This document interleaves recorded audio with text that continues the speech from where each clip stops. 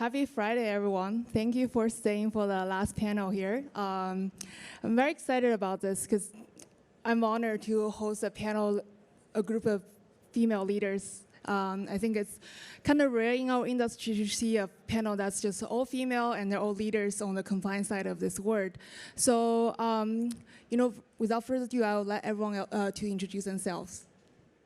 Hello, I'm Megan Monroe. I lead compliance for TBD, which is a new business unit within Block focused on decentralized finance and identity. We are building a fully decentralized, inclusive entry point to the crypto ecosystem, which will completely revolutionize how we buy and sell crypto today. I'm a kind of crypto native. I've been in this industry for 5 years, leading compliance organizations at a variety of different crypto exchanges. I'm really excited to dig into this topic with this amazing group of women. Thank you. Hey, I'm Michelle Neufeld. I am the Deputy Chief Compliance Officer and Head of Financial Crimes Compliance for BitGo. BitGo is an amalgamation of a number of trust companies around the globe. Our bread and butter is custody, but we also really appeal to developers and builders and help bring these great innovations and ideas to light and bring them to market. I am not crypto native. I speak TradFi, but am quickly learning how to speak crypto. I've been with BitGo for 18 months, so I think in dog years, that's about 5 years. And I'm really super pleased to be here and talk about it and recognize that we are keeping you from a happy hour. So we hope that this is an interesting panel. Hi, I'm Catherine Atterbury. I'm the General Counsel at Kaiko. Kaiko is a market data company that focuses on crypto assets and mostly crypto and tokens. We, in terms of this panel, I was interested to join because, as a data company, we don't expect to be regulated, but all our clients are. So it's really interesting to see, how things will pan out. In terms of our longer purpose, we are essentially trying to bridge, kind of TradFi and DeFi, bringing kind of DeFi to the TradFi space. And I've been with Kaiko for a year now, as of today, so that's great. And before that, I'm not a crypto native. I hail from JP Morgan, and I'm just excited to be here. Awesome. My name is Muyao. So I'm a reporter at Bloomberg News. My main coverage has been crypto, and before that, I was at CoinDesk. So, two people at Bloomberg, I'm considered as crypto native, I guess. So I'm very excited today. Before we talk about compliance, I think it's very important, sort of, to give an overview of what are out there for crypto companies and projects to comply with. I know crypto is sort of 24/7 as well. It's global, but given we're here in New York City, so maybe we can get a little bit overview of what it's like in the U.S. in terms of the regulatory environment for crypto firms today. I can take that one. I think you can see the title, right, which is this murky world of crypto regulation. I think it's important to dispel that misinformation that crypto is not regulated. It is, and the women here today would not have a career in crypto compliance if it wasn't. So let's start with just some basic facts. Crypto has been regulated as money transmission in the United States since 2013. FinCEN actually doubled down in 2019 and provided additional guidance to help people understand what crypto business models actually constituted money transmission. Then in 2015, we had the CFTC taking over kind of ownership for, or defining Bitcoin as a commodity.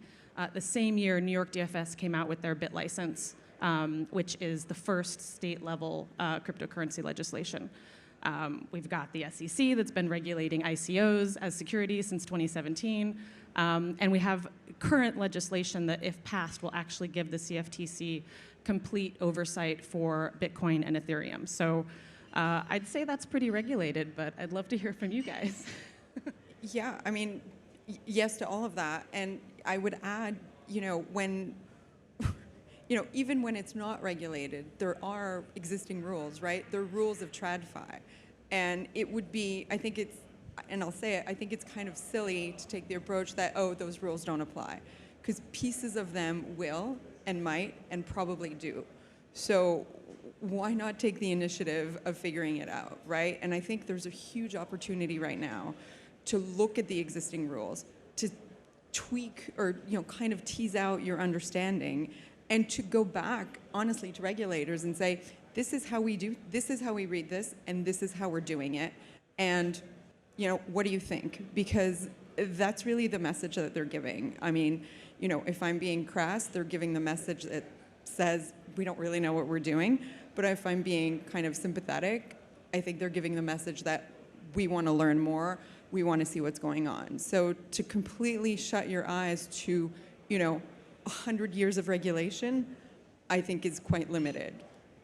So let me add a few things, right? So I think Megan gave us a great historical, chronological perspective here in the United States. We all know that there are no boundaries, no borders to this asset class. And so very similar chronological steps have been taken by regulators and leaders around the globe. Take a look at FATF. FATF is an organization of government, public sector, regulatory agencies that come together to try to I'll use the word standardize or drive consistency, right? Because bad guys are run like Fortune 100 companies. They run 24/7 around the globe. And so really, in order to put firms on an even playing level, there's a desire to have some consistency around the globe. So much like that chronology, that's happened around the globe. And while we will focus on the United States today, I think it's also really important that you are aware that financial regulators around the globe are very active in this space, very active in disseminating advice and counsel and regulation, and inviting the advocacy from the industry to come in and say, help us understand what you people are doing and how you are approaching the markets so that we can come up with a set of regulations that make sense to not stymie the innovation, to not stymie the efforts to really take advantage of what this technology can bring to us, but do it in a way that protects the public, the consumer public for the most part. So I think those are important things to add to the dimension of the conversation that we're going to have. Yeah, I agree. I mean, Kaiko is a French company, so we're headquartered in Paris. We have offices in New York, Singapore, and London. But it's very interesting as a U.S. general counsel of a French company to see how different the mentality and the attitude is with respect to regulation. I would offer to say, and I feel comfortable saying this, in the U.S. you have an incredible amount of knowledge, right? Everybody knows everything about, the rules, regulation that doesn't exist, that should exist, how crypto works. Regulators know everything.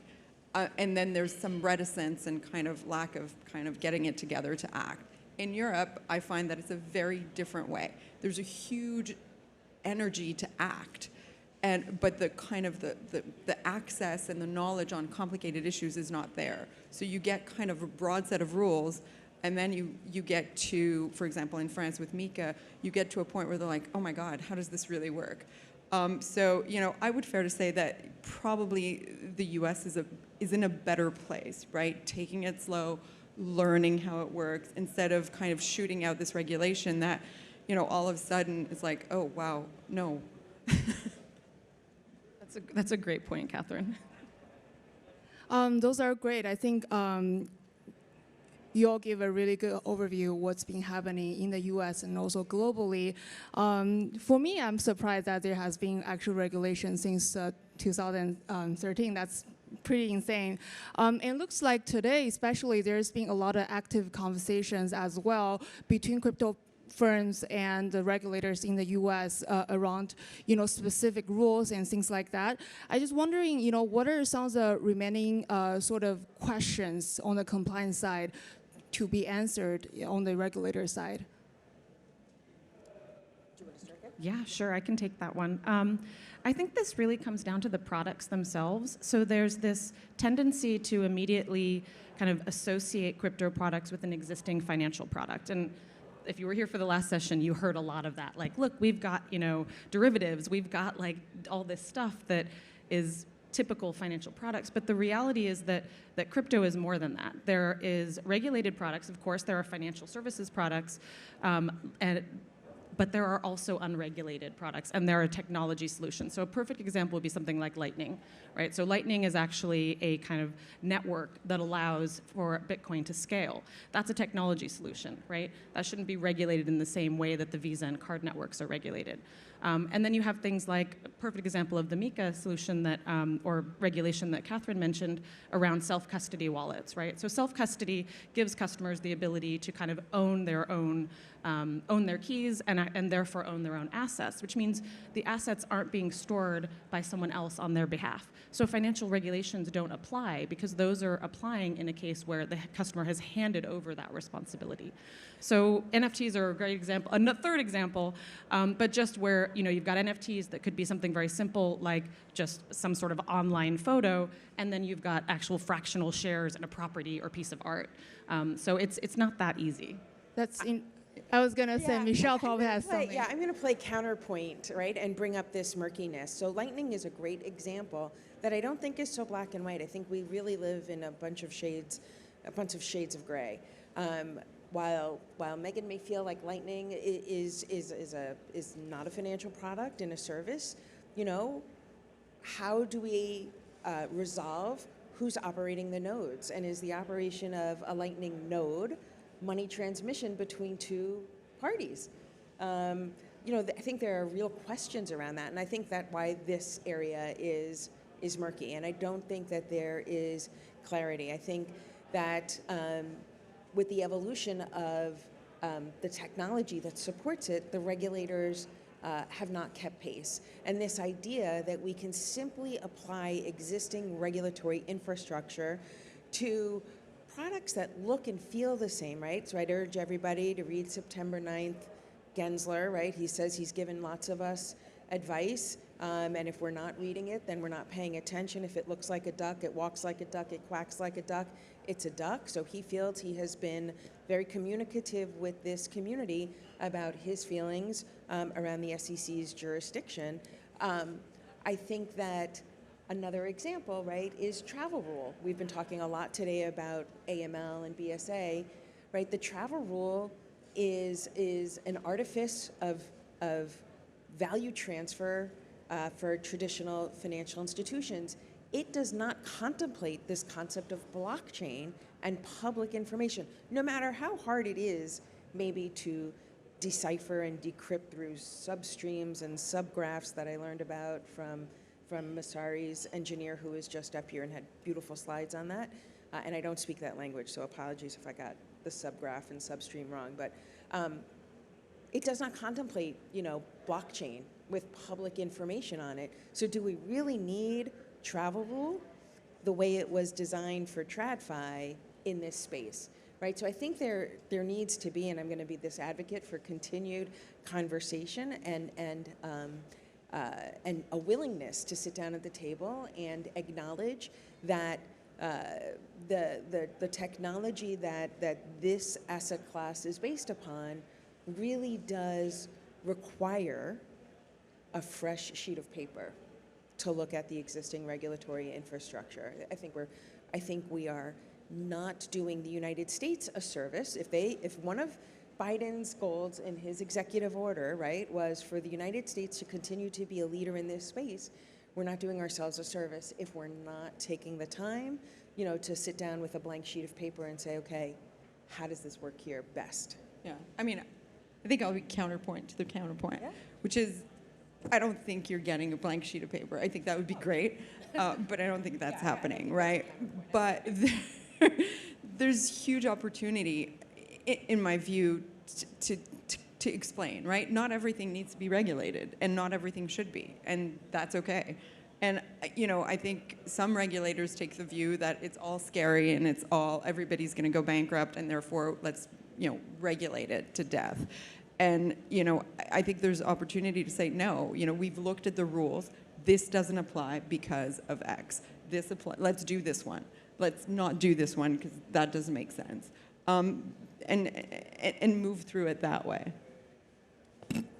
I loved your travel rule example, only because I've been, for the past several years, working on how to apply the kind of principles of the travel rule in a blockchain environment. Because in fact, 5 out of the 7 items that are required for the travel rule are on the blockchain themselves. And yet companies like Coinbase are creating trust frameworks that actually duplicate the sending of that information over other channels.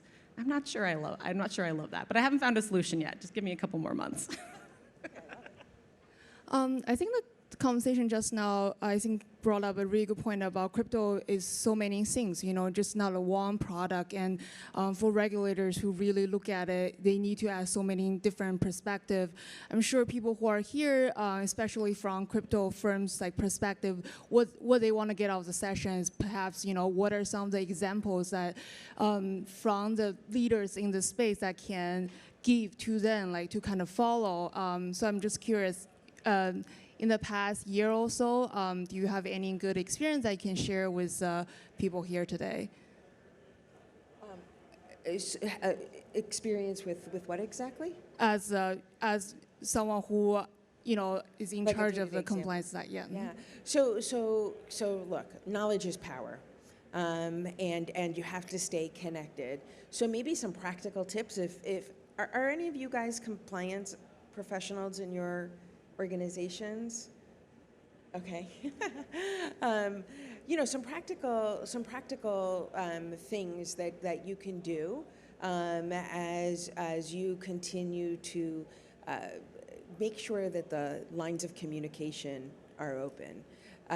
Because one of the things that I think is an interesting reality for the crypto space, and I think it's kind of, and I'd love your thoughts, so counterpoint me away, is that one of the things I think that the crypto space is struggling with, right, is getting this adoption. And where is the money today that's going to come first? It's going to come from Wall Street type firms. And how do you attract Wall Street type money? Because they are regulated, so you have to have some parity. If they're going to put their customers' assets with your institution, you have to at least meet their risk management protocols. If you haven't read the Blue Ridge case, I'd urge you to read Blue Ridge Community Bank. That was, 2 weeks ago at this point. So take a look at that, right? Really, how do OCC regulated firms, what's the expectation of an OCC regulated firm in how they do risk management with the fintech partners that they are partnering with as as a third-party servicer. So whether or not the product itself is regulated, there are some external factors that come into play as well. So I think that's one thing that we should keep in mind. I mentioned the executive order. I think as a crypto community, we should be really excited at the prospect that from the top down in the government, the expectation is that the government agencies are going to work together to bring about a framework. That has not happened in the past, and firms have been tripped up on definitions. One set of regulations definition of a bank is different than another set of regulations definition of a bank. If anybody knows about good control locations with the broker-dealers, that definition of a bank only includes a bank who takes deposit. It doesn't include trust companies, for instance. So this concept that we will have, a top-down approach to drive some consistency will be very exciting. Did you want to counterpoint me already? Yeah. Go ahead. I'm not excited by this order, and I'm even less excited about this framework of, the order. It was funny because I was moderating a panel earlier this week at the UN Sustainability something, and I was moderating it with a regulator who was explaining the executive order and started off this concept with, well, we categorize 6 pillars, and these pillars of kind of protecting the investor, sustainable finance, and then Then he moves on to explaining the framework, which was published by the White House a few days ago. And all he could say is, we've taken these 6 pillars and put them into 14 buckets. And to someone like me, this makes no sense, right? This is nothing. This is, I appreciate the fact that someone has decided to publish something to keep kind of the momentum going.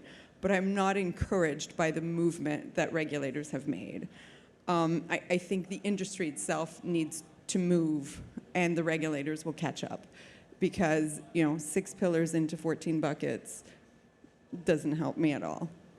No, I would definitely agree with that. And just to go further, I think having been in this industry for 5 years, I've seen a lot. We've seen a lot of kind of talking from our favorite person at the SEC, but not really a lot of action or legislation that's followed there.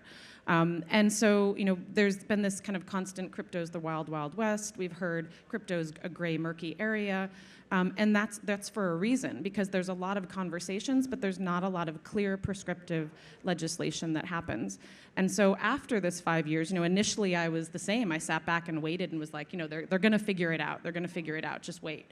And 5 years later, and actually 10 years since the industry has been around, they haven't figured it out. And so who is responsible for that? It's us. It's the companies that are actually producing these products, that are building the technology, that need to be in the room with those regulators, helping to influence them. And that at Block is where we spend a lot of our time, is understanding what legislation is on the block, who's involved in it, how can we educate the people who are writing it about crypto to understand the actual underlying technology so that legislation is closer to something that we can actually digest. Right, and then I would add to that, and doing it, right? Because if you start now, or if you started 5 years ago, you have so much to show, right? And you've said, see, this is what I thought, this is where I thought regulation was going, and this is what I did. And to me, that goes a long way, as opposed to, well, I wasn't regulated, so eh. So I think this is so fascinating and why it's so murky, because I think my counterpoint to that would be, if you sat back 10 years ago and said, okay, I'm going to wait for them to come out with it, and they didn't understand the industry, then you missed the opportunity to sit down and have the conversation. And so I think now, if the industry's ready to sit down with regulators, maybe we'll get to the right place. And what I'd say is that what I think is interesting about the executive order, and maybe not the order writ large, but Treasury released, 2 days ago, a request for comments with 28 sets of questions that really invites the industry to come in and sit down and talk. That is a remarkable shift forward for the regulatory community that they weren't at 7 years ago, or 5 years ago, or 10 years ago. So that's where I would say I'm excited about the executive order. I don't know who spoke at your event, but I think the demonstrable effort by Treasury to put out a list of questions and say, here's what we don't get. Here's where we need your input. Here's where we're struggling with things, and we'd love for you to educate us on how it works in the industry. I think that is remarkable. And that, to me, is a sign of hope that we will get a regulatory scheme that appreciates the uniqueness of this industry or asset class. Yeah, I think that's right. I mean, I'm glad you mentioned that, because that is, I mean, and that's where maybe I think Europe is maybe a little bit ahead, because there have been calls for evidence, as they call them, and calls for this and calls for that from ESMA, from the FSA. I don't know that they're going to do much with that. I hope that they will. But there's been, a request to involve the industry, which I think has been lacking here, right? Legislating by enforcement, hard. Hard to make friends that way. Yeah, you're right. I think that's basically in Europe is just part of the legislative process, is that there's always this time period that's given for comments from the industry. And it's interesting, we actually successfully, I would say, in late 2020, were able to actually block some really, really destructive legislation happening around the travel rule, which we talked about. So there was a kind of the US Treasury decided to kind of put out a proposal to lower the travel rule requirement from $3,000 to $250. And then an additional one on top of that that said that anything that was considered global would also have to comply with the travel rule. Now, we just talked about the fact that crypto is by nature global. So that would mean every transaction would be subject to that $250 requirement. Now, the industry responded in droves. It's actually quite entertaining. You can go to their website and see all of the responses. They're still there. There were several thousands of responses, and this was released a week before Christmas, okay? So compliance departments at crypto companies around the US were sitting there like, what the heck? And we're just furiously writing and explaining all the reasons why this is not going to work. And today, that legislation has not been passed, that change has not been made, and we are in a much better position with, frankly, a travel rule that's been applied to crypto that does not take into consideration the kind of inherent transparency of blockchain technology. That's great. I think Catherine brought a really good point. I think anchored by everyone here, just like the industry itself has to move forward, and the regulator has just to catch up and react to all of those. It's just like a personal question I found very interesting because there was overnight news about CFTC filed against a DAO. It seems like it's like. I just want to get like a general thought about that. What do you think of like DAOs today? As there's this rise of DAOs that they're trying to be like the alternative to corporate. I wonder, how does that affect? Like, I guess like I just wanted like a general like opinions from all of you as on the compliance side. What are your thoughts on that? I mean, I think, how's this? I think DAOs make sense, right? What shocked me a little bit about the panel 5 minutes when we were standing there is that and I don't remember who was saying it, but this concept that, if KYC comes, well, KYC is here, right? KYC is the way you get, is the way you kind of enter the market. Otherwise, it's very hard to have something that's legitimate. So I thought that was funny. So it kind of made me want to go back and say, well, maybe I really don't understand DAOs, right? Because to me, they make sense, but they make sense as kind of an extra layer, and they make sense with KYC, with AML, with all the bells and whistles. So, I'd be curious if you have a different view on DAOs. Well, I don't. I actually share your view. I think the challenges are how to apply these traditional compliance practices in a decentralized world. That's the challenge that we're dealing with here. And so this is this constant, like, let's take the version that we do now and that we apply to centralized institutions, and let's apply that to this decentralized space. And that just doesn't work, right? That's the reality of the matter. And fortunately, we've got a solution for that at Block. We are working on something called decentralized identity. It has existed for a little while, but we're actually applying that to the concepts of KYC and CDD and collecting information and proving identity. Because what you need to be able to create is the ability for organizations and individuals to share information in a way that is decentralized but also secure without that central intermediary. Because right now that central intermediary is the financial institution.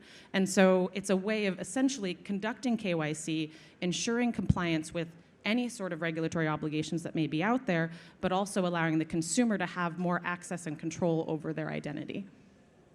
So I'm going to sound like a dinosaur, and I'm just going to say that outright. We've tried to do this for years in TradFi, so I think it's exciting if we can come up with a way for it to exist. But I think some of the issues in TradFi continue to exist in DeFi, and so I think that we don't have enough time to really talk about it, but I think that that's an incredibly interesting proposition, and I know a number of people and a number of firms are really talking about how do we do that. I also think, to your point, that there seems to be a misunderstanding of the right to privacy being at odds with know your customer. And I think fundamentally, we have to get past that. We have to get past the idea that because someone knows your identity, that you have lost some privacy. And I think it's really more about the fact that the blockchain is public and what is public on the blockchain, not really this concept of KYC versus privacy. That is such So an I know- excellent point. It literally should be the topic of another session. Quick, somebody write this down. I guess we're running out of time. I think this is a really great panel. I think biggest takeaway for me is that even though the topic is about in the murky world, but it's actually not so murky, and there are a lot of things already existing for everyone to follow. Certainly, all of you had the best experience with that, and I'm looking forward in future of what's to come next for the space. Thank you. Thanks. Really Thanks. appreciate Thank it. you. Thank you.